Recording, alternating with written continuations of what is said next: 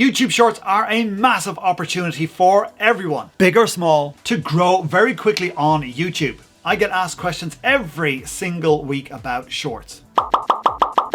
But perhaps the most popular question I get asked is, should I create a brand new Shorts channel or upload to my current one? In this video, we're going to look at both options and see which one is going to work best for you. Now, in order to know which way you should go, whether you should go with a new channel or stick with your existing one, there's one question you have to ask. And we'll come to that in a minute. But first, we're going to look at what we know already so we can help with that decision. Now, as we're learning more and more about Shorts, we're getting more information about how we can use them to get more subscribers and grow your channel, to grow your tribe and community that you love and love you too. And of course, grow a channel that you can have fun with too.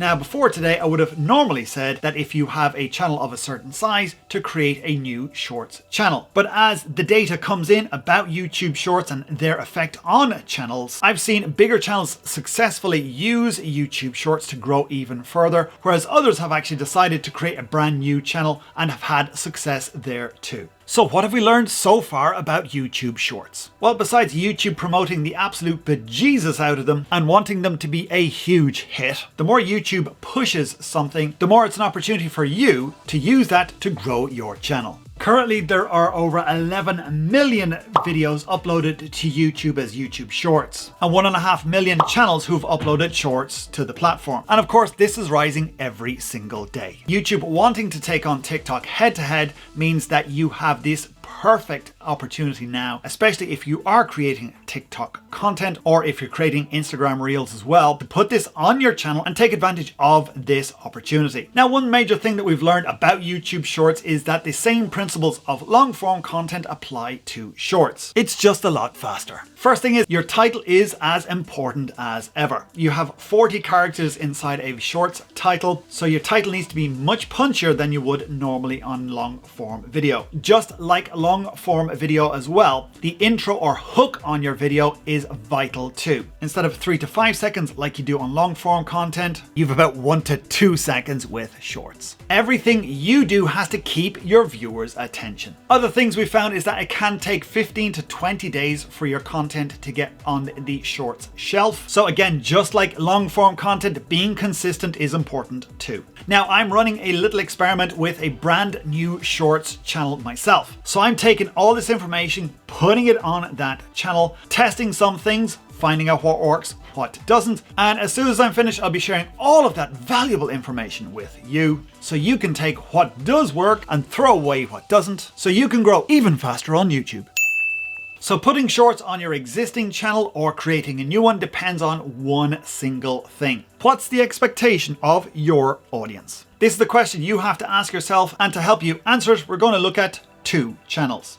So here we have the Legal Eagle's YouTube channel. So we can see here that Devon Stone, who is the Legal Eagle on this channel, has got long form content. We can see here this one is nearly 16 minutes. This one here is 15, 21, 20 minutes, 12, 13 minutes. And then he peppers his YouTube Shorts in between his long form content. But the most noticeable thing here is that the views on the Shorts is pretty much the same as it is on the long form videos. All the Shorts are a couple of 100,000. This one's got 277, 150, 114. So pretty much all of his videos get a couple of 100,000, if not close to the million mark. So this is a great example of where YouTube Shorts are complementing his long form content. He does have 1.79 million subscribers on there, so the audience is really liking those Shorts, and those Shorts are punchy and fast paced, just like his long form content. So when your Shorts work the same as your long form content,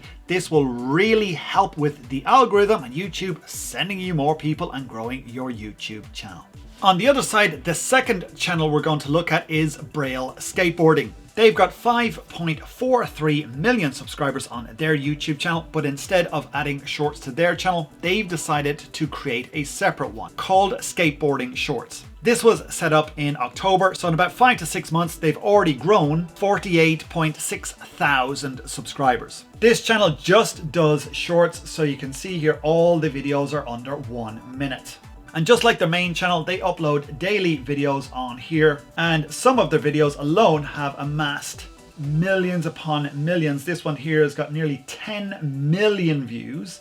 This one here is my favorite, which has got 7.6 million views all by itself. And we can see in their about section, they've already got 28.7 million views on this YouTube Shorts channel just in a couple of months. So braille skateboarding is a great example of separating out your YouTube channel. They're not affecting their main channel with over 5 million subscribers. They're not affecting the revenue, the average audience retention, anything like that on that main channel. So it's a wise decision right there not to put the shorts on there. That could damage the channel and their AdSense revenue. The braille skateboarding channel subscriber has a certain expectation. They subscribe for skateboarding tips and tricks on how to skateboard. And braille skateboarding aren't really going to be able to achieve that in a 30 to 60 second video. So this is a very wise decision on their part. Separating out the two channels means that they're not alienating their existing 5 million plus subscribers by creating these short form videos that some may not like. If people want them, they subscribe to the Shorts channel, and when monetization comes out for YouTube Shorts, braille skateboarding will have another stream of revenue into their business. So what are you going to do with shorts on your channel? Are you going to keep them on the channel or create a specific shorts channel? Let me know what you're going to do in the comments area below, and also why you're doing it as well. And if you are new here, make sure to hit that subscribe button, click on that notification bell to be notified when we upload videos to help you with YouTube Shorts,